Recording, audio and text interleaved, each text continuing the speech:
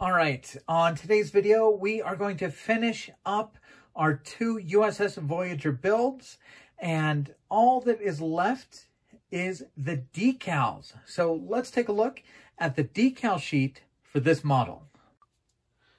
Now, this is absolutely an intense set of decals. Obviously, on the Voyager, you have a ton of lifeboats. Now, even on these lifeboats, these decals are really specific. So if you have a single lifeboat all by itself, it gets kind of four corners of red markings all the way around it. If you're doing two together, you have to use lifeboats where the one on the left has the red corners on the left, the one on the right has red corners on the right. So you really kind of have to pay attention, even on the lifeboats, to make sure you're using the right set to make it look right. You get tons of kind of warning stripes to go around the phasers, both around the ends and then across. Absolutely tons of little hatches all over the ship. Now, honestly, I'm not going to put all these in. Really, I get diminishing returns, especially when I get down to these tiny little dots. You know, these tiny little dots, I just don't find it fun to put those on. So I'm going to put a ton of the markings on like this. I'm going to go for tons of the little hatches over here, tons of these little things. I'll do a handful of these, but I'm not going to do these little dots. Now, as we're talking about the decals, we can talk about one issue that this kit has. And this is not a big deal, but it is something that detracts from the kit a little bit. And that's because of the way they press the kit, and they press down to mold the saucer. They're missing some of the details that you would have to press in from the side. Now, the engineering hull, since they did this piece kind of in three pieces, they do have some of the detail that they were able to press in from the side. Specifically, the bigger windows and the sensor arrays. This is a sensor array right here, and you can see it is molded in.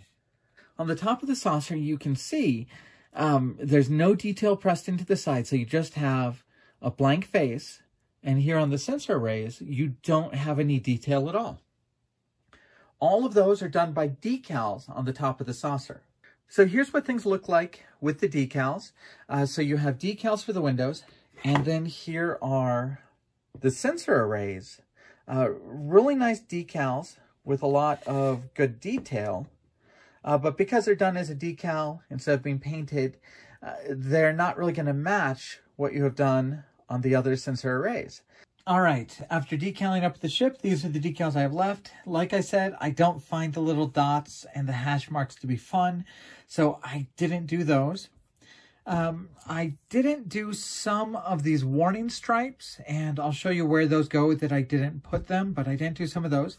I didn't find a place for these last two phaser warning strips, so maybe they just gave you extras, or maybe I missed where those go. And then you get your choice of either white windows or black windows, so I have the white windows left over as well. Also looks like I had a spare little decal 12 and a few other little markings that were extra. I really did have fun doing all these decals, and as I did them, I realized there are a ton of little decals on here that make it match the studio model. And as I looked at pictures of the studio model, I could see where the little decals I was putting on match what was on the studio model. So let's look at the studio model, some of the pictures from, I believe, a magazine that was put out when Voyager came out, and the decals that you actually put on this model kit. All right, so if we look first at this area under the saucer, where this is the captain's yacht, you'll see that all of those little markings from this hatch to all these little warning stripes, and even the registry and name for this captain's yacht, or I think it's the Aero Wing or Aero Shuttle. All of those little markings are fully represented on the decal sheet. Next up, as you kind of look at the bridge, you can see these decals, all these little markings back here. All of these, once again, really do match up with the studio model. And it's always kind of fun to see these little decals on your model that are on the studio model. All right, going down kind of at the back, you've got these warning rectangles here. You've got the hatch on the back of the bridge section. You've got all of these markings around the sensor array, even this little one right here and another hatch. On the torpedo launchers, you get those kind of rectangular decals right there. All right, you get a little airlock hatch for this airlock. A little markings. Here's all the markings around the sensor array on front, including these little dots that go on top of the deflector dish. That's a pretty nice decal as well. Of course, the little warning arches around the phaser strips. And I know I said I didn't do any dots, but I definitely did these little triangles that go around the deflector dish and these markings. These triangles may be small, but I do think they are a very important part of what the deflector dish looks like, so I had to do those. Now, those extra warning decals that I did not put on, the kind of red lines, those are supposed to go right here on this hinge, and I didn't put that on because I really didn't want, I was a little worried that they might get caught in the hinge, so I left those off. And after all those decals, the models are done. Now, these are review copies, so I feel a certain amount of pressure to do them in a quick time frame so people can see what these model kits are about before they hit the shelves. As I did the decals on these, I realized I could have spent another couple weeks working on these models. They are just so fun, and as I worked on these, there's so much more you can do. And these look great. They've got a ton of detail, but there's so much more you can do with shading these panels, doing different colored panels. All of these little raised dots here, those should be painted white. There's some painting to be done on this detail. There's some painting to be done on these bridge accents. You can really deck out these sensor pads. You can do those same sorts of colors down there. Down on the bottom of the saucer, lots of painting for these details. On this one, I did do a panel line wash around the shuttle to kind of accent that. But all of these little areas here, all of those can be painted. There's little navigation light details that you could put a little bit of color on.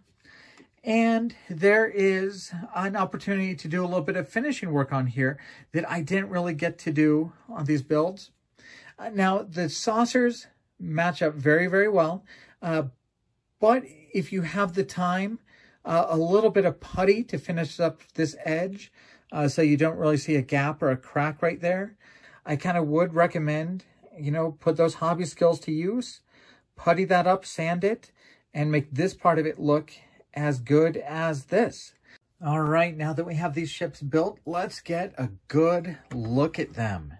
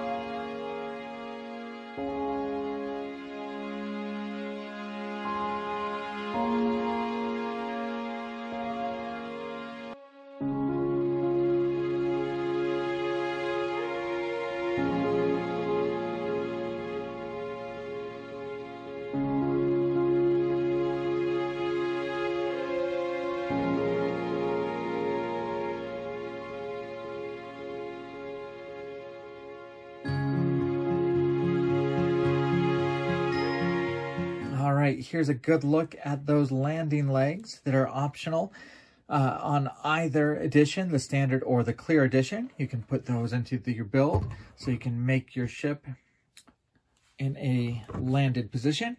And let's get a look at that little mechanism for moving the pylons, and it really does snap into place if you do it right, to hold it in exactly the right position. And as you saw in the last video, you can even do it lit up and run those wires through and still have your moving hinges. All right, now let's do a few size comparisons, get an idea of how these would look on your shelf. And here is Kirk's Enterprise with the USS Voyager. So roughly the same length. Voyager has it by about an inch or so, but the Voyager, much more massive, much more room inside to install lights. But both of those will pair nicely on a shelf. Our hero ship from Deep Space Nine, along with the Voyager. Now what really makes these two match up well is that same color palette of gray blues and gray. They're not just pristine white ships like the Enterprise and the Excelsior. Both very fun builds, and both these were very easy to light. Now, I find this to be one of the most interesting comparisons because I have always thought the Excelsior to just be massive, and I expected the Excelsior to dwarf Voyager. But really, if you didn't have those hugely long nacelles, the Voyager seems like it has as much volume and mass as Excelsior.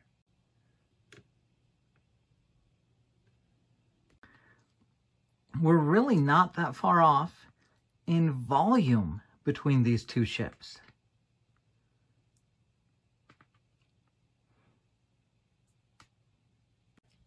Now, the other ship I really want to show Voyager next to is the Enterprise E, my absolute favorite ship. Now, these two models are not in scale. The Enterprise E is 1/1400th. The Voyager is 1/1000th. So if these two were in scale, the Enterprise E would probably be a third longer. So it would also dwarf Voyager. But I love both these ships together because they both were kind of two teams working on the Next Generation starship after the Enterprise from Next Generation, and they both had some real similar ideas, kind of doing the saucer long instead of wide like the Enterprise D. They both removed the neck and made a real nice smooth transition from the top of the saucer to the engineering hull. So very, very similar ships. They did a lot of the same ideas, except one decided the future was small, compact, efficient nacelles, and the other production team decided massive, long, elegant nacelles. So I really do just love these two side by side because it shows kind of how two different teams of people get the same starting point and some of the same ideas and come up with completely different realizations of that. All right, so there we have my two completed builds of USS Voyager from Star Trek Voyager. These model kits are coming out this summer, so look for them in your hobby stores. But they are very fun builds, very easy to light, lots of room to work, and the Clear edition is just frustration-free when it comes to dealing with those windows. No drilling things out. You don't have to do a ton of masking. Really, you simply scrape away the paint after your light blocking phase to let the light shine through those windows. And you really do get a really nice result doing it that way. And this really is a very nice size. This is a size where it'll fit on a bookshelf well, look good with your other models, but it's still big enough that you can do some really cool things with it. And I'm really excited to see what people do with this model as far as painting and weathering and detailing it above and beyond kind of these out-of-the-box builds that I just did. So that's our review. I think it's a great model.